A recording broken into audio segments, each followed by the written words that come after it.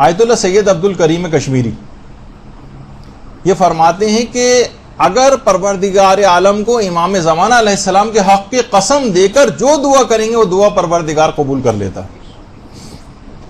جو دعا بھی کرنا چاہیں. اور جیسے کہ ابھی آگے چل کر آپ ایک کلپ کے اندر سنیں گی بھی کہ عرفا فرماتے ہیں امام کو ویسے تو آپ کسی بھی نام اور لقب سے یاد کریں، امام مدد کے لیے آتے ہیں. ایک لقب ایسا ہے کہ امام کو اگر اس لقب سے آپ پکار کر دعا کریں تو جتنا اس تیزی کے ساتھ اس پر آتے ہیں امام، اور کسی نام اور لقب سے پکارنے پر اتنی تیزی کے ساتھ مدد نہیں ہوتی. اور وہ لقب ہے یا ابن الزہرا، اے زہرا کے بیٹے. اللہم صل علی محمد.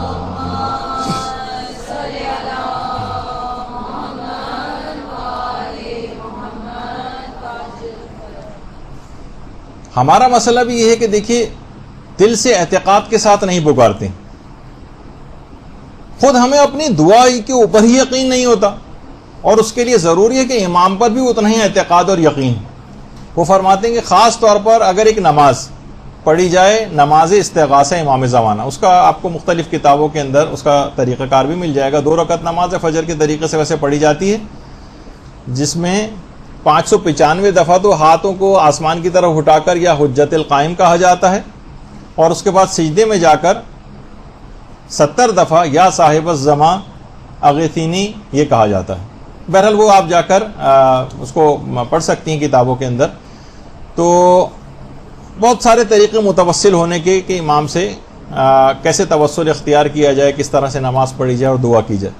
دیکھیے ایک چیز اور بھی ہے حضرت حجت سے ملاقات اور زیارت کے اعتبار سے اور اپنی حاجات پیش کرنے کے اعتبار سے، وہ ہے کہ دعائے ندبہ کی بڑی اہمیت ہے. دعائے ندبہ انتہائی مجرب ہے، اتنی مجرب ہے کہ علی اکبر مہدی پور، آغا علی اکبر مہدی پور، جو جنہوں نے پوری زندگی تقریباً اب 40 سال کم سے کم امام زمانہ کے اوپر تحریر و تقریر وغیرہ کے اندر صرف کیے ہیں، ساری زندگی امام زمانہ کا موضوع رہا ہے.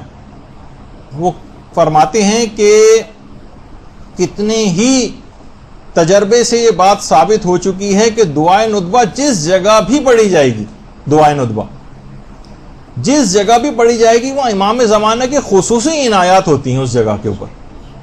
کہنے کتنے ہی بڑے بڑے علماء کی مثالیں انہوں نے لکھی ہیں.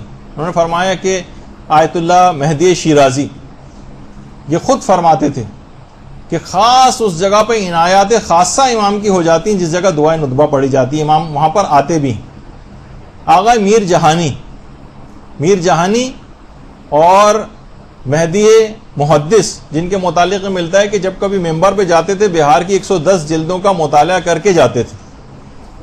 اتنے زیادہ یعنی جو محتاط علماء تھے وہ تک بھی یہ بتاتے ہیں، اپنے تجربات نقل کرتے ہیں کہ امام زمانہ سے وہاں پر ملاقات بھی ممکن ہے اس محفل دعائے ندبہ میں، کیونکہ امام زمانہ دعائے ندبہ کی محفلوں میں بھی شریک ہوتے ہیں، اور ان کی زیارت بھی ممکن ہے. اور علماء نے کی بھی ہے، آغا نہاوندی نے، محدث نوری نے، کتنے علماء نے تمام واقعات کو لکھا ہے. آیت اللہ محمد خادمی شیرازی 1419 ہجری میں تو ان کی وفات ہوئی ہے اور اب 1435 چل رہا ہے. امام زمانہ کے موضوع پر کئی کتابیں بھی ان کی ہیں. یہ خود فرماتے ہیں آیت اللہ محمد خادمی شیرازی کہ میں حرم امام رضا علیہ السلام کی زیارت کے لیے گیا.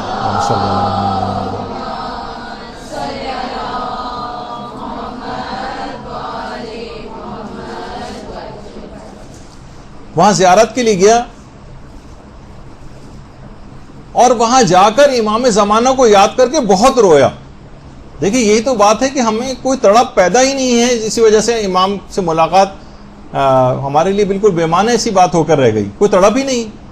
کہہ رہے میں وہاں جا کر امام رضا کے روضے پر جا کر ان کے قبر مبارک پہ جا کر بہت زیادہ رویا، اور اس کے بعد جب واپس آیا اور گھر آ کر سویا تو میں نے خواب میں امام زمانہ علیہ السلام کی زیارت کی.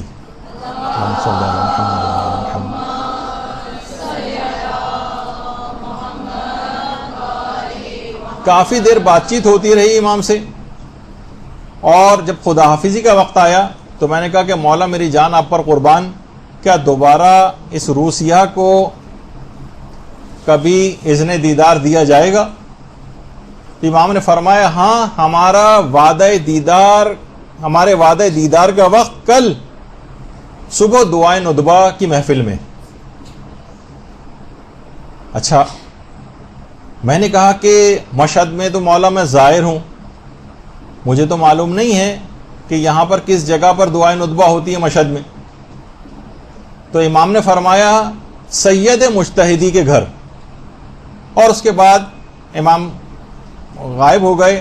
میں نیند سے بیدار ہوا، میں حرم کی طرف چلا، وہاں جا کر میں نے وضو کیا، اور امام رضا کی عنایات خاصہ کی وجہ سے جو مجھے امام زمانہ کی زیارت ملی، اس پہ میں نے 2 رکعت نماز شکرانہ وہاں پر پڑھی، اور حرم سے نماز پڑھ کر جب میں باہر نکلا تو مسجد گوہر شاد کے صحن میں نے ایک زائر سے میں نے وہاں پر موجود ایک شخص سے پوچھا کہ یہاں پر مشہد میں کس جگہ پر دعائے ندبہ ہوتی ہے؟ اس نے کہا یہاں سب سے مشہور دعائے ندبہ سید مجتہدی کے گھر میں ہوتی۔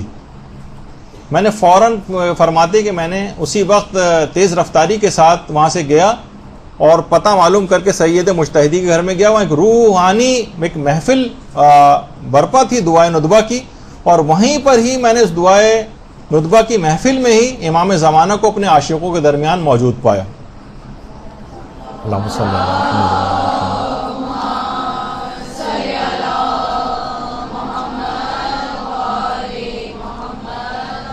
انقلاب ایران جب نیا نیا آیا تھا، لوگوں میں جوش و جذبہ تھا اور دعائے ندبہ کے پروگرام وغیرہ ہوا کرتے تھے، لیکن اب پاکستان میں کم سے کم یہاں پر بہت کم ہوتی چلی جا رہی ہیں دعائے ندبہ بھی، دیگر دعاؤں کے پروگرامز بھی۔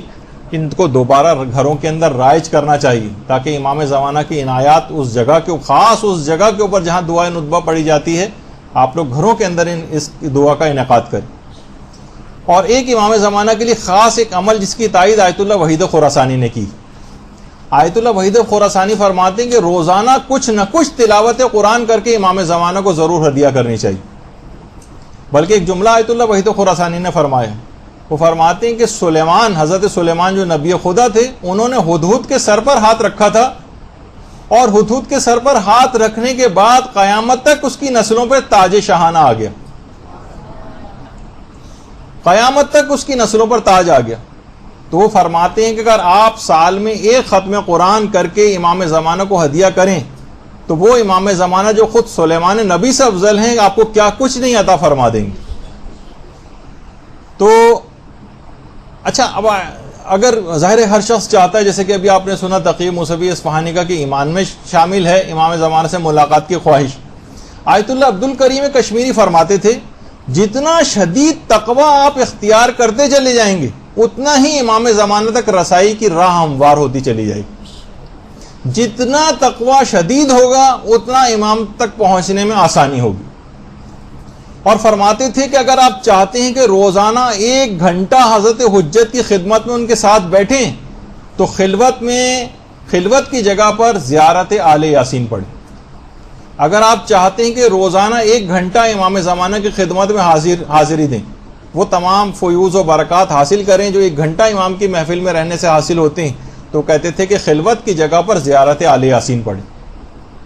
اور وہ فرماتے تھے اگر آپ یہ چاہتے ہیں کہ طولانی مدت تک حضرت حجت کی بارگاہ میں حاضری دیں، 1 گھنٹہ تو بہت کم ہے، تو فرماتے تھے پھر روزانہ سورہ نور کی تلاوت کریں، 1 مرتبہ روزانہ۔